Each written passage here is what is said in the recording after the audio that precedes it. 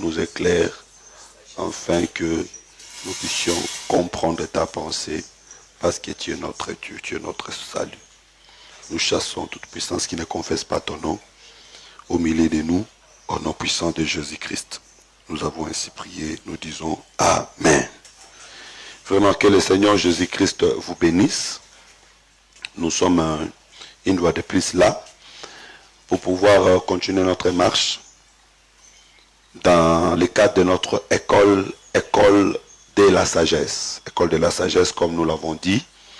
La sagesse dont nous parlons, c'est l'explication de choses. Selon qu'il est écrit, qui est sage, c'est celui qui connaît l'interprétation des choses. Et nous avons fait déjà une longue marche. Je ne saurais pas dire, nous sommes à la 40e séance, mais je sais qu'aujourd'hui c'est samedi 27 février 2021. Nous sommes en train de parler sur Ribin. Nous sommes arrivés au point où nous parlons sur Ribin comme type d'Israël. Parce que nous avons parlé des Ribins comme type de l'Église. Nous avons également parlé des Ribins comme type de Jésus.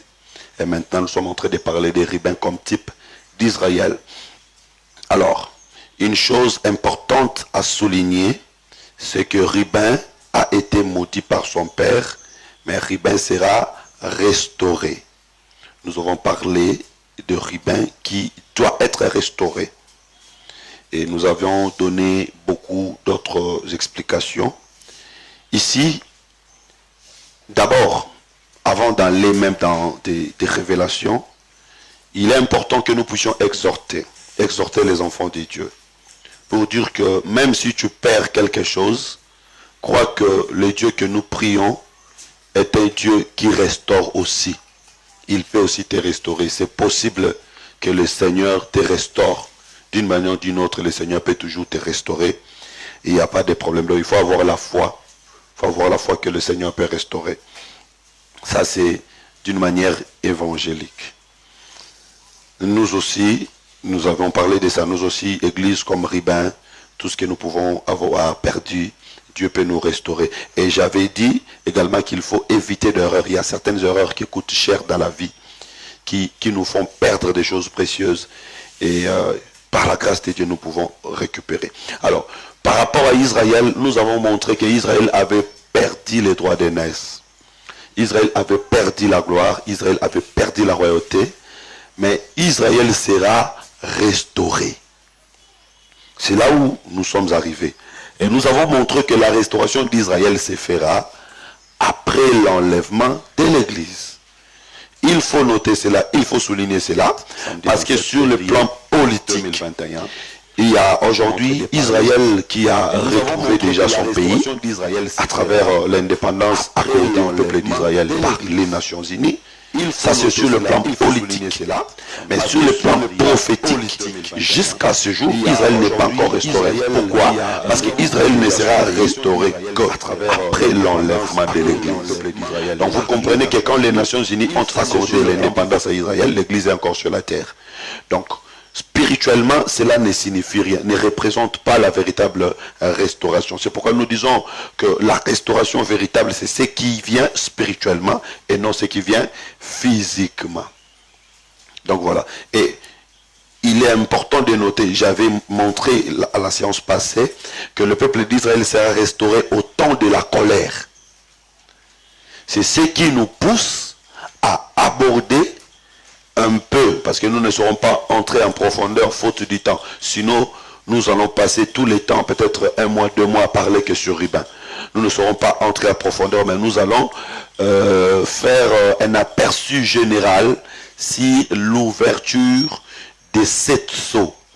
Parce que c'est en ces temps-là que le peuple d'Israël sera restauré. Dans les événements de 7 sceaux que le peuple d'Israël sera restauré. Alors, notez ça, je vais expliquer, mais vous notez déjà que Israël sera restauré dans 2 phases. La restauration d'Israël connaîtra 2 phases principales. La première phase, c'est la prédication des besoins. Et la deuxième phase, c'est la venue de l'esprit de grâce. Quand les deux vont prêcher, Israël ne sera pas totalement restauré. Mais c'est quand le Seigneur répandra l'esprit de grâce, c'est alors que le peuple d'Israël sera totalement restauré. Il y a beaucoup de types dans la Bible. Nous pouvons prendre le cas de Saoul. Saoul qui est établi chef en Israël. Ce n'est pas tout Israël qui a créé en lui. Il y a un petit groupe qui a créé en lui. Mais quand Saoul a combattu pour eux contre les Ammonites, Saoul a vaincu. Et il y a un groupe d'Israël qui s'est levé pour dire, nous devons tuer tous ceux qui se sont opposés contre Saoul. Ces jours-là, Saoul dit, non, personne ne mourra. C'est ça l'esprit de grâce. En ce moment-là, c'était tout Israël qui était réunifié tout autour de Saoul.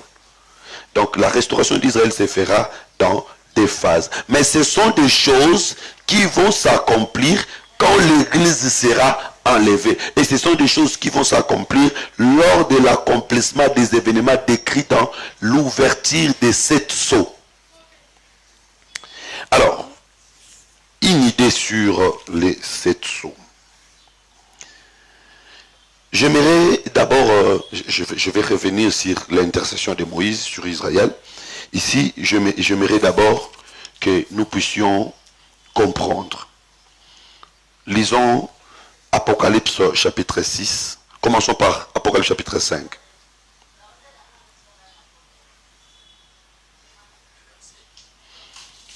Commençons à partir du verset 1er. Non, prends d'abord Apocalypse 6, et puis nous allons rentrer. 6, verset 1. Apocalypse chapitre 6, le verset 1er, je lis au nom de Jésus.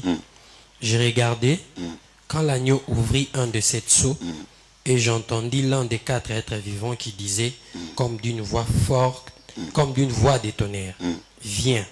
J'ai regardé et voici parut un cheval blanc. Celui qui le montait avait un arc, une couronne lui fit donner et il partit en vainqueur et pour vaincre. Ok.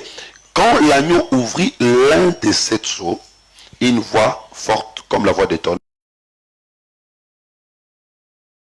Un cheval blanc. Il y a toujours eu un grand débat. Quand est-ce que les événements décrits dans les 7 sceaux vont s'accomplir? Est-ce que c'est aujourd'hui qu'il y a les chevals blancs? Est-ce que c'est aujourd'hui qu'il y a les cavaliers? Point d'interrogation. J'aimerais ici, dans l'école de sagesse, dire la vérité. La vérité c'est quoi? La vérité c'est que il y a certaines prophéties bibliques qui ont deux sortes d'accomplissements. Les accomplissements partiels et les accomplissements totaux. Là, il ne faut pas oublier. Je donne un exemple. Dieu dit à Abraham que je donnerai la terre de Canaan à ta descendance, à ta postérité. Quand est-ce que cette écriture s'est accomplie? Parce que Josué et Moïse ont effectivement ramené le peuple d'Israël dans la terre promise. C'était l'accomplissement de cette prophétie. Mais Hébreu nous dit que ils n'ont pas amené Israël dans la terre promise. Ils ne sont pas entrés dans le repos. Ils sont en train d'attendre que le Seigneur vienne les amener dans le repos. Vous voyez que cette écriture s'est accomplie avec Josué et Moïse d'une manière partielle. Mais cela s'accomplirait quand le Seigneur Jésus viendra dans le règne millénaire. Donc il y a certaines écritures qui ont des accomplissements partiels et des accomplissements totaux. Et il y a certaines écritures qui ont des accomplissements cycliques et il y a certaines écritures qui ont des accomplissements linéaires. Quand on dit accomplissements cycliques, ce sont des accomplissements qui reviennent. Je peux prendre un exemple des accomplissements qui reviennent. Donne-nous notre paix quotidienne. Donne-nous notre paix quotidienne. C'est chaque jour que cela va s'accomplir. C'est chaque jour que cela va s'accomplir. Ça, c'est cyclique, cycle. Mais quand on dit que la Vierge deviendra enceinte et enfantera, c'est une prophétie linéaire qui ne s'est accomplie qu'une seule fois. C'est fini, ça ne s'accomplira plus. Donc vous voyez qu'il y a des accomplissements cycliques, des accomplissements linéaires, et des accomplissements partiels et des accomplissements totaux. Alors pour ce qui concerne l'ouverture de cette sceaux, il y a 4 premiers sceaux où il y a manifestation de l'Antichrist. Il y a le 5e sceau où il y a la martyrisation des enfants de Dieu. Il y a 6e, 7e sceau où le Seigneur vient se venger. Répartissez ça comme ça. 4 premiers sceaux. c'est manifestation de l'Antichrist. Cinquième sceau, martyrisation des enfants de Dieu. Sixième, septième sceau, Dieu vient se venger. Je vais donner tous les détails, ne vous en faites pas. Ça, c'est le squelette que je donne pour que vous puissiez comprendre comment est-ce que nous allons évoluer. Alors, que ce soit quatre premiers sceaux, manifestation de l'Antichrist, il y a des accomplissements partiels et des accomplissements totaux. Que ce soit cinquième sceau, martyrisation des enfants de Dieu, il y a des accomplissements partiels et des accomplissements totaux. Là, je vais donner un exemple. Si vous lisez par exemple Matthieu chapitre 23, Jésus dit aux enfants d'Israël, je vous ai envoyé des prophètes, vous les avez tués. Vous tuerez encore. Quand Jésus disait vous tuerez encore, il parlait de qui? Parce que les apôtres étaient tués par ces gens-là. Mais Jésus voyait les besoins. Donc l'accomplissement partiel, c'est les apôtres, mais l'accomplissement total, c'est les besoins. Et si vous allez maintenant pour ce qui concerne sixième, septième sceau, vengeance, Dieu viendra se venger contre les nations de la terre pour ceux qui font subir à ses enfants. Aujourd'hui, Dieu se venge aussi. Aujourd'hui, Dieu frappe aussi les nations. Mais totalement, cela va s'accomplir après la prédication des besoins. Donc, il y a toujours des accomplissements partiels et des accomplissements totaux. Alors, ces débats-là n'a pas place dans l'église aujourd'hui. Quand est-ce que premier saut, deuxième saut, troisième saut, quatrième saut vont s'accomplir? J'ai dit qu'aujourd'hui, c'est d'une manière partielle. Mais d'une manière totale, c'est après l'enlèvement de l'église. Parce qu'il s'agit des chevaux. Regardez, qu'est-ce qui se passe en Égypte? Quand est-ce que Pharaon va prendre un cheval pour suivre les enfants d'Israël? Quand est-ce que Pharaon va apparaître sur un cheval? Aucun Israélite ne te dira que pendant qu'Israël était en Égypte, ils avaient vu Pharaon sur un cheval. Jamais. Ils ont vu Pharaon sur un cheval. D'abord, après la mort de l'agneau. L'agneau doit mourir. Non seulement ça, Israël doit sortir. C'est quand Israël sort que Pharaon va monter sur le cheval. La sortie d'Israël de l'Égypte, c'est aussi l'enlèvement de l'église. C'est quand l'église sera enlevée que le cavalier va sortir. Aujourd'hui, il n'y a pas de cavalier. Il travaille en mystère.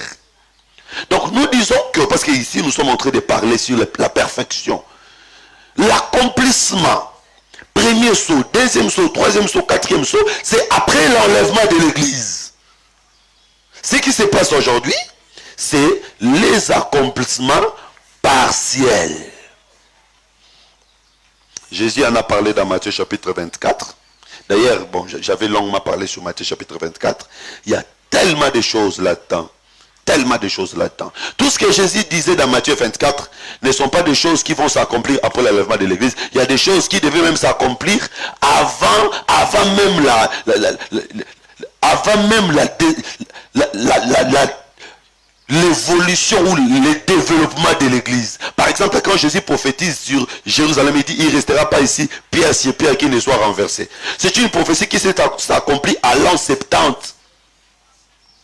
À cette époque-là, l'église n'était même pas si forte.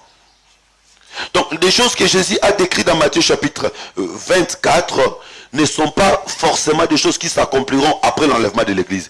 Il y a des choses qui se sont accomplies même pendant que Jésus était mort, pendant que les apôtres étaient en train de travailler. Il y a des choses qui s'accomplissent aujourd'hui, il y a des choses qui s'accompliront après l'enlèvement de l'église. Mais s'agissant de cette sceau, nous disons que les 4 premiers sceaux vont s'accomplir totalement après l'enlèvement de l'église. Je vais donner un autre exemple. Genèse chapitre 27. Genèse chapitre 27, Ésaü conçoit la haine contre son frère. Ésaü conçoit la haine contre son frère. Qu'est-ce que Ésaü dit? Les jours du deuil de mon père arrivent, je tuerai Jacob. Donc la haine se trouve dans le cœur. Cette haine se manifestera les jours du deuil du père. Maintenant, il faut faire très attention. Quand on dit les jours du deuil, qu'est-ce que cela veut dire?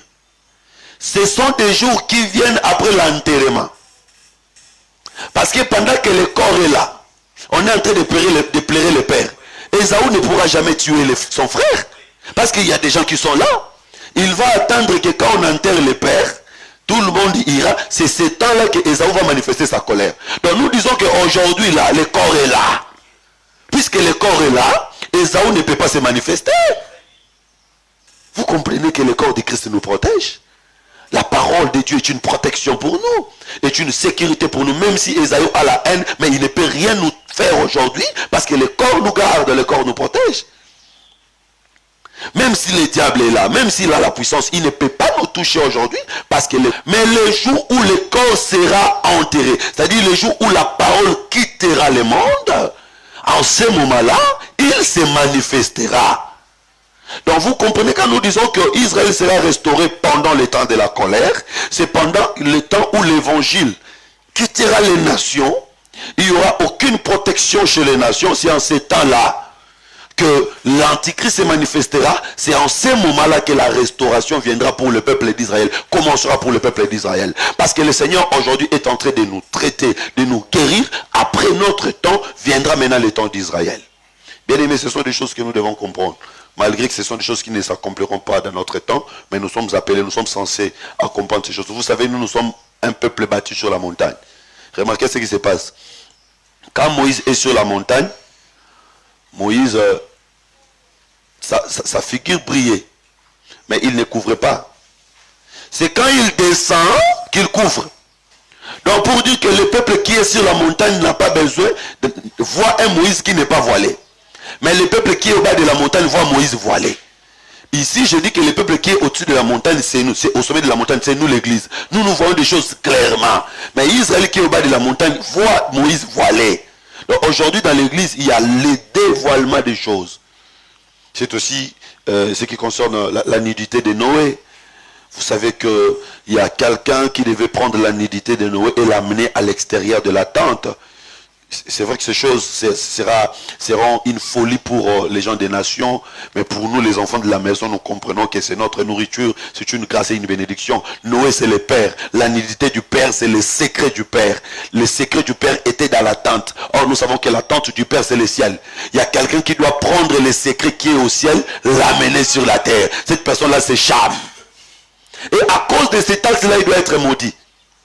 Mais attention, c'est pas lui qui sera maudit, c'est son fils qui sera maudit. Mais le fils, c'est une partie de l'homme. Donc vous comprenez que sur la croix de Golgotha, le Seigneur était maudit parce qu'il nous avait amené la révélation. Mais ce n'était pas totalement lui, c'était une partie de lui qui était maudit. C'est-à-dire c'était le corps qui était maudit, mais l'esprit n'était pas maudit.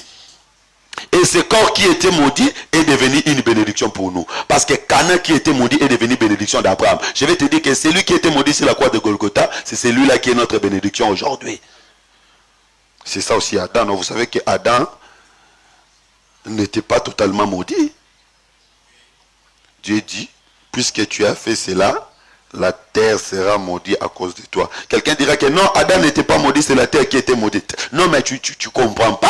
Cette terre, c'est Adam.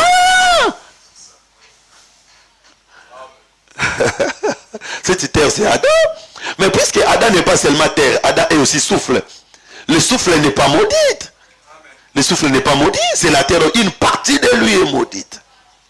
Je referme cette parenthèse. Je dis seulement que Christ nous a révélé des choses. Aujourd'hui, nous devons vivre dans la révélation. Parce qu'il y a aussi deux fils de Noé qui sont venus par derrière pour couvrir la nudité. Les deux fils qui sont venus par derrière pour couvrir la nudité représentent les prophètes du temps ancien. Parce que derrière, c'est la loi. Vous savez que Moïse qui avait amené la loi avait vu Dieu parler d'eau. Donc derrière représente la loi. Tous ceux qui ont travaillé dans la loi ont caché les secrets. Mais le Seigneur Jésus nous a amené le dévoilement et la révélation. Donc nous sommes censés connaître ces choses. Notez et soulignez que la manifestation de l'Antichrist se fera totalement après l'enlèvement de l'Église. Aujourd'hui, ce sont des accomplissements partiels. Alors, à chaque fois que nous allons expliquer chaque saut, chaque événement dans chaque saut, nous allons montrer comment est-ce que cela s'accomplit aujourd'hui partiellement et comment est-ce que cela s'accomplira totalement lors de la manifestation de l'Antichrist et comment est-ce que Israël sera restauré en ces temps-là. C'est l'exercice que nous allons faire. Mais avant de parler sur les sauts, Nous devons d'abord comprendre les livres. Vous savez, il y a quelqu'un dans une province en RDC, quand on disait, quand l'agneau ouvrit le premier seau, lui il dit, tant on pâtait à Fongolaki cantine yaliboso. Le seau dont on parle ici, ce n'est pas des cantines ou des vases, non. Le seau dont on parle ici, ce sont, je peux dire, des cordes qui ferment les rouleaux. Vous voyez, au temps ancien, les écrits étaient sur des rouleaux, dans des rouleaux, en forme de rouleau, voilà, en forme de rouleau, et enfermé. Il y avait des fils, et dans chaque fil, on met un seau. Alors, pour que le livre s'ouvre, il faut qu'on coupe le seau. Voilà, donc c'est le travail que l'agneau est en train de faire. Et maintenant, c'est quand il ouvre que il y a des événements. Donc les différents événements se trouvent dans les livres. Mais puisque les livres étaient fermés, personne n'était en mesure de voir les événements qui sont à l'intérieur.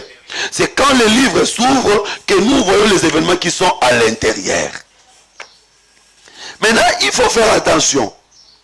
Il y a ici l'ouverture et les événements. Des choses différentes. L'ouverture des seaux. L'ouverture des choses qui ferment les rouleaux. Et les événements. Les événements, c'est à l'intérieur. C'est quand on ouvre qu'on voit les événements. Mais l'ouverture, c'est quand le livre est encore fermé, on doit ouvrir. Donc, ça n'a pas de rapport. Quelqu'un peut dire, quand est-ce que le premier seau a été, ça s'ouvrira. Non, le livre a déjà été ouvert. Non pas par un prophète, non pas par un docteur, le livre a été ouvert par l'agneau. Mais les événements qui sont à l'intérieur, chaque événement s'accomplirait à son temps. Il y a des débats banals parfois. Oh non, le premier saut sera ouvert quand? Tous les sauts, tous les 7 sauts ont déjà été ouverts. Ici, j'appelle mes amis branamistes. 7e saut déjà ouvert. Mais les événements qui sont à l'intérieur, chaque événement s'accomplira à son temps. Alors, nous allons un peu étudier ces livres. Allons-y. Apocalypse chapitre 5.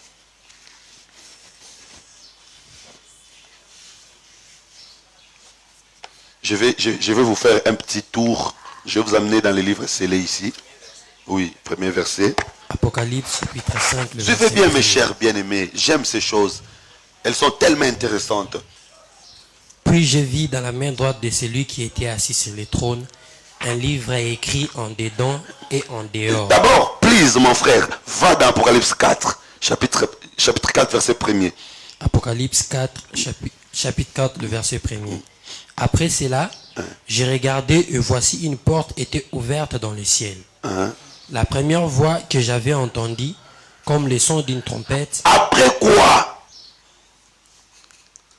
Comme le son d'une trompette. Non, les premiers mots que tu as lus, c'était après cela. Après quoi?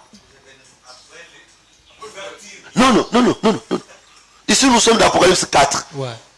Jean dit après cela. Moi, je pose la question, après quoi? Quelqu'un peut me répondre? Il va dans le chapitre 3.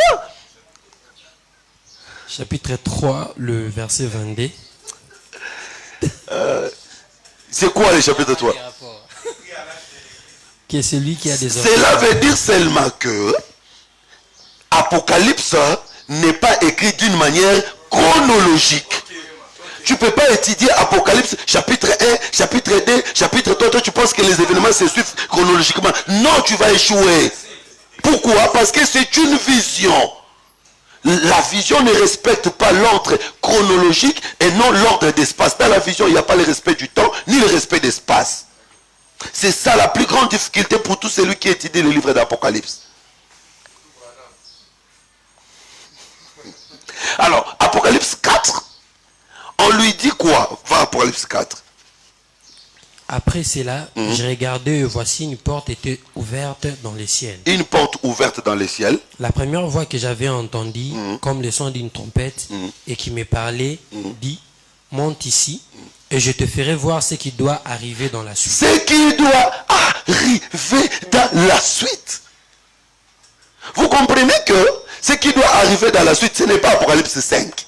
Hein? Parce qu'Apocalypse 5, c'est l'ouverture, c'est l'agneau, ça, ce sont des choses qui sont déjà passées. Donc, ici, quand il lui dit dans 4, après cela, il faut prendre maintenant ces 5. C'est après 5. C'est-à-dire, après la mort de l'agneau, l'église doit voir des choses qui vont arriver. Je suis allé là-bas pour vous montrer seulement que premier saut, deuxième saut, troisième saut, quatrième saut, en réalité, ce sont des choses qui vont arriver. Ce sont des choses qui vont arriver. Le Seigneur, puisqu'il nous aime, il nous donne la révélation des choses. C'est ça la prophétie. Parce que la prophétie, c'est l'étude des événements du futur. Et je vous avais dit autrefois que la prophétie est différente de l'eschatologie qui étudie l'histoire des événements. La prophétie, c'est l'étude des événements du futur. Alors, rentrons dans Apocalypse 5. Apocalypse chapitre 5, le verset 1er. Puis je vis dans la main droite de celui qui était assis sur le trône un livre écrit en dedans et en dehors, scellé de 7 sceaux. Il faut faire très attention avec toutes les prépositions que vous voyez. Puis, après cela, quand on dit puis, c'est comme si cet événement succède l'événement précédent. Non. Je vis un livre écrit en dedans et en dehors, scellé de 7 sceaux, dans la main droite de celui qui était assis sur le trône. Allons. Et je vis un ange puissant qui criait d'une voix forte, qui est digne d'ouvrir le livre et d'en rompre les sceaux. Et personne dans le ciel, ni sur la terre, ni sous la terre, ne put ouvrir le livre ni les regarder. Et je plairais beaucoup de ce que personne ne fit trouver digne d'ouvrir le livre ni de les regarder. Et l'un de veillards me dit, ne pleure point. Voici les lions de la tribu de Juda, les rejetons de David, a vaincu pour ouvrir les livres et ses 7 sceaux. Oui. Et je vis au milieu du trône et des 4 êtres vivants et au milieu de vieillards un agneau qui était là comme immolé. Il avait 7 cornes et 7 yeux qui sont les 7 esprits de Dieu envoyés par toute la terre. Il vint et il prit le livre de la main droite de celui qui était assis sur le trône. Oui. Quand il eut pris le livre, les 4 êtres vivants et le 24 vieillards se prosternèrent devant l'agneau, tenant chacun une harpe et des coupes d'or remplies de parfums. Suivez bien cette lecture. Allons, et des coupes d'or remplies de parfums qui sont les prières des saints.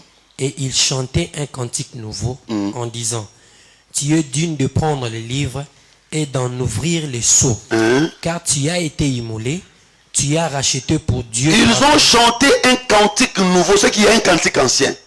Je vais vous montrer le cantique ancien. Il y a un cantique ancien, mais ce cantique ancien a été chanté avant l'ouverture du livre. Quand le livre s'ouvre, il y a un autre cantique qui sera chanté. Le cantique qui est chanté à l'ouverture du livre, c'est quoi? Tu es digne de prendre le livre et de l'ouvrir. Pourquoi? Allons. Car tu as été immolé. Tu as été immolé? Tu as racheté pour Dieu par ton sang des hommes. Vous comprenez clairement que l'ouverture du livre, c'est le rachat. Ouvrir le livre ne veut rien dire d'autre que racheter les âmes. Amen. Donc cela s'est passé sur la croix de Golgotha. C'est que le livre a été ouvert où? Le livre a été ouvert sur la croix de Golgotha. L'ouverture du livre, c'est le rachat des âmes. Voilà pourquoi il y avait un cantique qui était chanté. Je vais vous montrer le premier cantique ici dans la Bible. C'est Apocalypse chapitre 4. Le verset. Verset 12. Apocalypse 4, 12. Le verset 12, il n'y en a pas. Non, Apocalypse 5. Apocalypse, attendez, je vais trouver. 11. Apocalypse 11, le verset 12. On commence même à 9, hein, comme ça va nous aider. Des hommes d'entre le peuple, les tribus, les langues et les nations verront leurs cadavres pendant 3 jours et demi. Sorry. Je suis d'Apocalypse 4. Toi, tu es d'Apocalypse combien? J'ai donné 11. Ouais, non, Apocalypse 4, j'avais dit verset 11, et puis j'ai dit maintenant verset 9. Toi, tu es dans 11. Apocalypse 4, je commence à partir du 9e verset. Oui. Quand les êtres vivants rendent gloire et honneur et action. Ça, c'est le premier cantique, avant l'ouverture du livre. Qui est assis sur le trône, à celui qui vit au siècle des siècles. Le 24 vieillards se prosternent devant celui qui est assis sur le trône et ils adorent celui qui vit au siècle des siècles. Et ils jettent leur couronne devant le trône en disant, tu es digne, notre Seigneur et notre Dieu, de recevoir la gloire et l'honneur et la puissance, car tu as créé toutes choses et c'est par ta volonté qu'elles existent et qu'elles Le premier cantique, c'est lié à la création. On est en train d'adorer seulement le Créateur. On n'adore pas le Rédempteur. Parce que là, il n'y a pas encore la rédemption. Mais quand il ouvre le livre, maintenant, on parle de la rédemption. Mais attention, c'est la même personne qu'on est en train d'adorer. Quand, avant l'ouverture du livre, il était lion. Mais après l'ouverture du livre, on le voit comme un agneau. C'est la même personne. Donc, je vais vous dire que l'ouverture du livre, en réalité, c'est le rachat. Ouvrir le livre, ouvrir les sept eaux du livre, veut dire seulement racheter les âmes. Toute tribu, de toute langue, de tout peuple. C'est la même personne, le Seigneur Jésus-Christ, qui était lion, qui devient agneau pour racheter. C'est comme, je peux vous parler de David. David était à la fois chantre, guerrier et roi. Il ne peut pas devenir roi s'il ne commence pas par être chantre. Il doit commencer par être chantre. Après avoir été chantre, il deviendra guerrier et à la fin, il finira par être roi. Mais quand il est chantre, qu'est-ce qu'il fait? Quand il est chantre, il chasse les démons par sa musique. Vous connaissez l'histoire. 1 Samuel chapitre 16. Est-ce qu'il faut qu'on lise ça? On peut gagner le temps. Et lisons quand même. Lisons. 1 Samuel chapitre 16. Commence à partir du verset 12. 1 Samuel chapitre 16, verset 12. Oui. Isaïe l'envoya chercher, or il était blond, avec de beaux yeux et une belle figure. L'Éternel dit à Samuel, lève-toi, oins-les car c'est lui. Si vous lisez le verset précédent, lisez le verset précédent. Puis Samuel dit à Isaïe. Non, monte encore. Isaïe fit passer ses 7 fils devant Samuel. 9. Isaïe fit passer Shama. Je suis en train de chercher Saoul. Parce que l'esprit doit quitter Saoul. Bon, continue, moi je vais trouver ça rapidement. Verset 12. Va au verset 12, tu descends. Isaïe l'envoya chercher. Or il était blond, avec de beaux yeux et une belle figure. L'Éternel dit à Samuel, lève-toi, oins-les, car c'est lui. Samuel prit la corne d'huile et l'oignit au milieu de ses frères. L'Esprit de l'Éternel saisit David à partir de ces jours et dans la suite. Ok. Verset 14. L'Esprit de l'Éternel se retira de Saoul. Quand l'Esprit touche David, l'Esprit se retire de Saoul. C'est que deux personnes ne pouvaient pas avoir l'Esprit au même moment à ce temps-là. C'est ce qui se passe avec Jean-Baptiste. Quand Jésus est loin, la tête de Jean-Baptiste doit être coupée. Parce que au temps ancien, l'Esprit ne pouvait pas être au même moment dans deux personnes. Vous voyez. Maintenant, quand David reçoit l'Esprit, qu'est-ce qu'il fera? Parce que le véritable David, c'est le Seigneur Jésus-Christ. Si vous lisez dans la suite, il va aller jouer la musique pour que les démons sortent dans Saoul. Voilà pourquoi le véritable David, comme le Seigneur Jésus-Christ, quand il est venu, il va dans les Jourdains, il reçoit l'Esprit, il marche dans les rues de Galilée, il chasse des démons. C'était ça la musique de David qui chassait des démons. Mais après ça, il doit devenir guerrier. Où est-ce qu'il est devenu guerrier? Sur la croix de Golgotha. Il a combattu contre Goliath. Voilà pourquoi aujourd'hui, il est roi dans son église. C'est la même personne qui était chantre, qui devient guerrier et qui finit par être roi. Et tous ces accomplissements sont des accomplissements partiels. Parce que totalement, c'est aujourd'hui qu'il est chantre dans l'église. La chanson aujourd'hui, c'est la prédication. Et cette prédication est en train de chasser les démons dans l'église. Après la prédication, le Seigneur deviendra guerrier lors de la guerre d'Armageddon. Et à la fin, il deviendra roi dans le règne millénaire. C'est la même personne, mais qui joue différents rôles. Donc c'est lui qui était lion, c'est lui qui devient agneau. C'est comme Jésus qui entre dans la terre le retient. 3 jours. Vous savez que pour qu'il puisse sortir, il y a un ange qui était venu. C'est écrit comme ça, non? Il y a un ange qui était venu rouler la pierre. Donc celui qui était en train n'était pas capable de rouler la pierre lui-même. Pourquoi? Parce que là, il avait la forme de Gabriel. Gabriel, c'est un ange messager. Il n'amène que les messages. Mais pour la guerre, il doit prendre la forme de Michael. Vous êtes perdus. Allez à Babylone. Quand Dieu envoie la réponse à Daniel, Gabriel vient, les rois des Perses les bloquent. Mais quand Michael vient, Michael va débloquer. C'est-à-dire le Seigneur Jésus, quand il vient de la portion de Gabriel, on peut l'attraper, on peut le tuer. Mais quand il vient de la position de Michael, personne ne peut le résister. Donc c'est la même personne, c'est lui-même qui était le lion, qui devient l'agneau pour racheter, pour sauver, pour apporter le salut. Il devient l'agneau. Donc ouvrir le livre, c'est sauver, c'est racheter. Et cela s'est accompli sur la croix de Golgotha. Je vais vous donner un exemple. Je ne sais pas, peut-être qu'on n'aura pas le temps de tout lire. Allons dans Jérémie, Jérémie chapitre 32. Verset 6. Jérémie chapitre 32, le verset 6. Jérémie dit, la parole de l'Éternel m'a été adressée en ces mots. Voici Anamel, fils de ton oncle Shalom, va venir auprès de toi pour te dire, achète mon champ qui est à Anato, car tu as les droits des rachats pour l'acquérir. Et Anamel, fils de mon oncle, vint auprès de moi, selon la parole de l'Éternel, dans la cour de la prison, et il me dit, achète mon champ qui est à Anato, dans le pays de Benjamin, car tu as le droit d'héritage et de rachat. Achète-le. J'ai reconnu que c'était la parole de l'Éternel. J'ai acheté de Anaël, fils de mon oncle, les champs qui est à Anato. Je lui pesai l'argent, 17 cycles d'argent. J'écrivis un contrat que j'ai cacheté. J'ai pris de témoins et je pesai l'argent dans une balance. Attends, on évolue. Nous allons aller lentement. Jérémie, quand il était libre, il n'a jamais acheté les champs. Parce que pendant que les choses se passent ici, Jérémie est où? Il est dans la prison. C'est quand on arrête Jérémie que Dieu va dire à Jérémie d'acheter les champs. Mais Dieu, comment tu te comportes? Quelqu'un qui est libre, tu ne lui dis pas d'acheter les champs. Mais quand il est arrêté, tu lui demandes d'acheter les champs. C'est prophétique.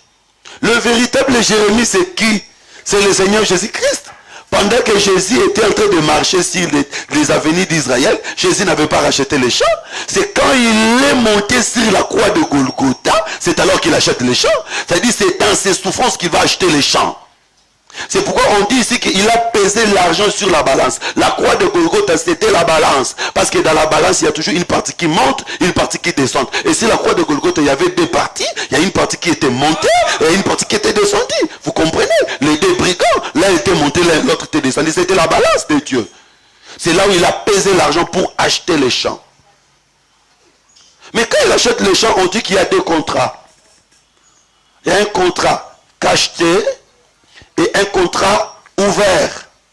Donc quand on achète les champs, on doit voir un livre. Le livre parle du rachat. Mais dans le livre, il y a les écrits du dedans et les écrits du dehors.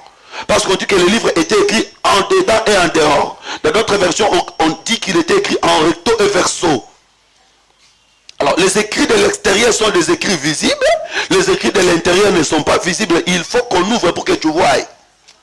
C'est pourquoi Jérémie également à son tour, Jérémie écrit un contrat ouvert et un contrat cacheté. Bien aimé, je vais d'abord dire que sur la croix de Golgotha, il nous a rachetés. C'est dans ses souffrances qu'il nous a rachetés. Voilà pourquoi nous disons que le Jésus qui nous a sauvés, ce n'est pas le Jésus qui marchait là. C'est le Jésus qui était mort qui nous a sauvés. C'est dans ses souffrances, dans ses peines que nous sommes sauvés. Voilà pourquoi la Bible dit, c'est par ses meurtrissures que nous avons la guérison. Donc s'il n'était pas blessé, nous n'aurions pas pu être guéris. C'est dans ces souffrances qu'il nous a rachetés, c'est dans ces souffrances qu'il nous a sauvés, donc dans ces souffrances qu'il a ouvert les livres. L'ouverture du livre, c'est par sa souffrance. Voilà pourquoi Apocalypse 5 dit, un agneau comme immolé. C'est le Seigneur qui a souffert pour que nous soyons sauvés. La mort de Christ était pour ouvrir le livre. Ouvrir le livre ne veut tout simplement dire racheter. Continue avec le texte de Jérémie. Oui. J'achetai des Hanamel, fils de mon oncle, les champs qui est à Anathoth, et je lui pesai l'argent, 17 cycles d'argent. J'écrivis un contrat que j'ai cacheté. J'ai pris des témoins et je pesai En l'argent. présence des témoins, c'est ce que Paul dit. Il a livré publiquement un spectacle. Ok, avançons. Et je pesai l'argent dans une balance. J'ai pris ensuite le contrat d'acquisition, celui qui était cacheté, conformément à la loi et aux usages, et celui qui était ouvert. Et j'ai remis le contrat d'acquisition à Baruch, fils de Nérija, fils de Maséja, en présence de Hanamel, fils de mon oncle, en présence des témoins qui avaient signé le contrat d'acquisition, et en présence de tous les Juifs qui se trouvaient dans la cour de la prison. Et j'ai donné devant eux cet ordre à Baruch. Ainsi parle l'Éternel des armées, le Dieu d'Israël. Prends ces écrits, ces contrats d'acquisition, celui qui est cacheté et celui qui est ouvert, et mets-les dans un vase de terre, afin qu'il se conserve longtemps. Car ainsi parle l'Éternel des armées, le Dieu d'Israël, on achètera encore de maisons, des champs. On prend le contrat, on met dans les vases de terre. Paul le dit clairement que nous portons aujourd'hui ces trésors dans des vases de terre. Les vases de terre aujourd'hui, ce sont des ministres en qui Dieu a mis cette parole du rachat. Il dit maintenant, ainsi par l'Éternel, beaucoup de champs seront achetés. Donc à partir de ce qui s'est accompli sur la croix de Golgotha, il y a des âmes qui seront sauvées. Je suis allé là-bas pour vous montrer que l'ouverture du livre, en réalité, c'est seulement l'œuvre de la croix. Ici, il n'y a pas un prophète quelconque. Ici, il n'y a pas un apôtre, parce que j'avais fait un débat avec le pasteur Cass un jour. Il dit que c'est Branham qui ouvrira le 7e sceau, ce n'est pas encore ouvert. Alors quand je lui ai donné les versets, Apocalypse 11, quand l'agneau a ouvert le 7e sceau, il s'est étonné comme si c'était la première fois qu'il lit cette écriture-là. Il s'est étonné. Et même les journalistes lui disaient, mais pasteur, c'est écrit noir sur blanc que le 7e sceau a déjà été ouvert par l'agneau. Il s'est étonné. C'est sur la croix de Golgotha que le Seigneur a ouvert. C'est pourquoi j'ai dit à celui qui me suit, rien ne peut plus te bloquer, rien ne peut plus rester mystère dans ta vie, parce que le Seigneur a tout ouvert sur la croix de Golgotha. Alors pourquoi on dit que le livre était écrit en dedans et en dehors? C'est un mystère. Le plan du salut contient deux activités principales. Il y a le rachat et le jugement. Ça se trouve dans le plan d'Isaïe. Je vais donner un petit exemple. Quand Dieu vient chez Abraham, il avait combien de projets? Il avait des projets. Les trois hommes qui marchaient là avaient des projets. Premier projet, c'était quoi? Non. Premier projet, c'était donner le fils à Abraham. Deuxième projet, c'était détruire Sodome et Gomorrhe. Vous voyez? Mais quand ils sont arrivés chez Abraham, personne ne savait qu'après avoir donné le fils, ils iront détruire. Parce que c'était caché. C'est quand ils arrivent sur la montagne, même Sarah n'était pas au courant de ces choses. C'est quand ils arrivent sur la montagne qu'Abraham saura. Voilà pourquoi si vous lisez Luc chapitre 4 verset 18, vous verrez qu'il y a un élément que le Seigneur a omis par rapport à Ésaïe 61. Verset 1 à 3, dans Ésaïe 61, verset 1 à 3, on parle d'une année de grâce et d'un jour de vengeance. Mais dans Luc chapitre 4, verset 18, le Seigneur n'a pas parlé du jour de vengeance parce que ça, c'était les écrits de l'intérieur. C'est pourquoi dans la maison d'Abraham, il ne parle pas de Sodome, il parle que d'Isaac, mais quand il sort, il va parler de Sodome à l'extérieur. Vous comprenez qu'aujourd'hui dans l'église, nous ne voyons pas le jugement, mais le jugement est là, le jugement se manifestera après nous. Je crois que là c'est clair. C'est la même chose même avec Ehud. Juge chapitre 3. Ehud qui ne se servait pas de la main droite. Pour détruire les rois Églon. Qu'est-ce que Ehud fait? Ehud amène les cadeaux. Il amène un présent au roi. Mais la Bible dit qu'à l'intérieur de ses habits, il avait caché une épée. Bien aimé, le Seigneur Jésus que nous voyons aujourd'hui avec des présents, avec des bénédictions, en train de nous donner, attendez, à l'intérieur il y a une épée qui est cachée. Après avoir donné le présent, il fera sortir l'épée. Et sur la croix de Golgotha, quand il s'offrait au diable, il avait l'épée aussi pour détruire les diables. Parce que sur la croix de Golgotha, il a accepté d'être détruit facilement, mais il y avait une épée qui détruisait les diables. Donc, je crois que là, nous sommes en train de comprendre que il les écrit de l'intérieur et de l'extérieur, c'est seulement la rédemption et le jugement qui marchent de pair. Maintenant, notre problème, c'est quand il ouvre les livres, il y a des événements. Vous avez d'abord compris que l'ouverture de cette chose était sur la croix de Golgotha. Que le livre a été ouvert. Tous les 7 sceaux, c'est sur la croix de Golgotha. Tout était ouvert. Ne suivez pas Apocalypse, c'est une vision. Quand je dis que quand il ouvrit le premier sceau, quand il ouvrit le deuxième sceau, vous pensez que c'est comme il y a des gens qui disent non. Dans premier saut, deuxième saut, troisième saut, quatrième saut, il y a les 4 êtres vivants. C'est que c'est le temps de l'église. Maintenant, dans 5e saut, 6e saut, 7e saut, il n'y a plus de 4 êtres vivants. Ce n'est plus le temps de l'église. Mais c'est quelle manière de réfléchir? Tous les sauts ont été ouverts au même moment sur la croix de Golgotha. Et quand les sauts ont été ouverts, ils ont chanté, ils ont adoré. Alors, la présence de 4 êtres vivants ici évoque seulement la voix. La voix qui nous avertit des choses qui vont arriver. Donc, là, nous sommes d'accord que l'ouverture, c'est sur la croix de Golgotha. J'aimerais dire à tous ceux qui me suivent que ta vie a été ouverte sur la croix de Golgotha. Tout ce qui a été bloqué, tout ce qui était fermé, il faut croire que c'est sur la croix de Golgotha que toutes ces choses ont été ouvertes. Mais chaque chose viendra à son temps. Si la croix, le Seigneur m'avait donné la guérison. Si la croix, le Seigneur m'avait béni. Si la croix, le Seigneur m'avait donné le travail. Si la croix, le Seigneur m'avait donné la vie éternelle. Mais chaque chose viendra à son temps. C'est de la même manière aussi la manifestation de l'Antichrist. Chaque événement s'accomplirait à son temps. Alors, rentrons maintenant dans Apocalypse 6. Parce que c'est à ce temps-là que Israël sera restauré. C'est ça mon problème. Apocalypse chapitre 6, verset 1er.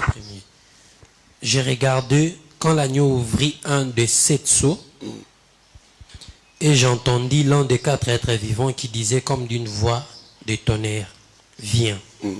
J'ai regardé, voici, parut un cheval blanc. D'abord, quand l'un des 4 êtres vivants dit viens, il s'adresse à qui? Il y a eu des bruits ici dans la ville. Oh non, c'est l'être vivant qui appelle le cheval, viens. Mais frère, c'est pas seulement d'Apocalypse 6, partout lisez Apocalypse, vous allez voir, il y a toujours des moments où on dit viens. Même dans Apocalypse 4, on lui dit monte.